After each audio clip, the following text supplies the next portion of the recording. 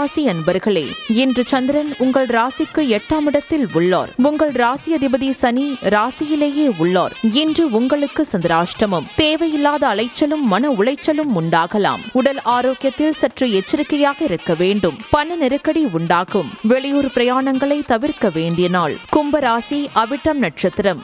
இன்று கணவன் மனைவிக்குள் கருத்து வேறுபாடு ஏற்படும். செய்தொழிலில் புதிய முதலீடுகள் செய்ய வேண்டாம். அலுவலகத்தில் வேலை பளு சற்று அதிகமாக இருக்கும். யாருக்கும் கடன் கொடுக்க வேண்டாம். கும்பராசி சதயம் நட்சத்திரம்.